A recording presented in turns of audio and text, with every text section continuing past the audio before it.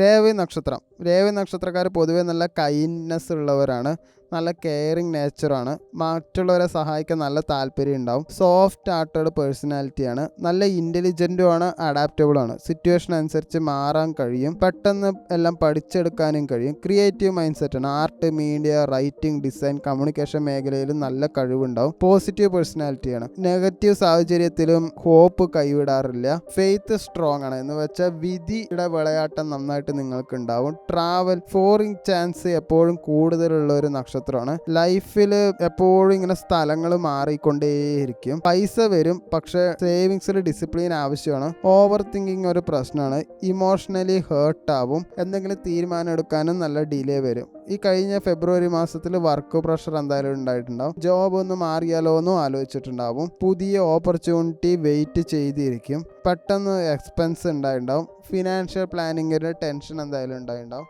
റിലേഷൻഷിപ്പിൽ emotionally sensitive ആയതുകൊണ്ട് അതിൻ്റെ പ്രശ്നം, ചില കാര്യങ്ങൾ കൊണ്ട് നല്ല ഹേർട്ട് ആയിട്ടുണ്ടാവും, മൊത്തത്തിൽ നിങ്ങൾക്ക് മാനസികമായിട്ട് കൺഫ്യൂഷൻ ഉണ്ടായിട്ടുണ്ടാവും, ഭാവിയെ പറ്റി ചിന്തിച്ച് ആൻസൈറ്റി ഉണ്ടായിട്ടുണ്ടാവും, സ്ലീപ്പ് ഡിസ്റ്റർബൻസും ഉണ്ടായിട്ടുണ്ടാവും.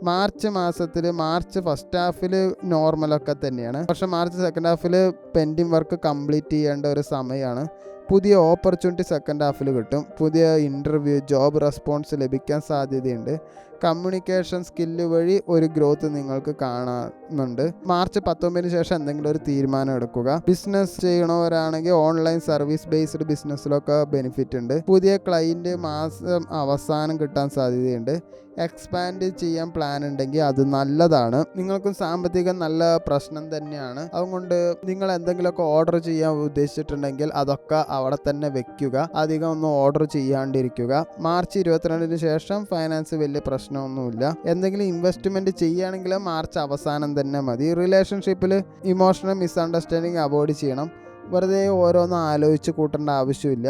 പ്രണയത്തിൽ ലവ് ബോണ്ടിങ് എന്തായാലും ഇമ്പ്രൂവ് ആവും. മാരേജ് പ്രണയിനിയായിട്ട് സംസാരിക്കാൻ സാധ്യത വളരെ കൂടുതലാണ്. ഒരു ലോങ് ഡിസ്റ്റൻസ് ഫോറിൻ കണക്ഷനൊക്കെ പ്രണയത്തിൽ സാഹചര്യം കാണുന്നുണ്ട്. ഫാമിലീൻ്റെ സപ്പോർട്ട് മാസാവസാനമാകുമ്പോൾ എന്തായാലും കൂടുതലായിട്ട് കിട്ടാൻ തുടങ്ങും. ഒരു ഫാമിലി ആയിട്ട് ഒരു ട്രാവലിങ്ങും എന്തായാലും ഉണ്ടാവാൻ സാധ്യത നന്നായിട്ടുണ്ട്. Anxiety, sleep issue, digestive problem ഒക്കെ തന്നെ നിങ്ങൾക്കും കാണുന്നത്, അവിടെ ഉറങ്ങാൻ ശ്രമിക്കുക, അതുമാത്രമേ പറയാനുള്ളൂ. മാർച്ച് അവസാനമാണ് കുറച്ച് ലക്കി ആയിട്ടുള്ള ദിവസങ്ങൾ കാണുന്നത്.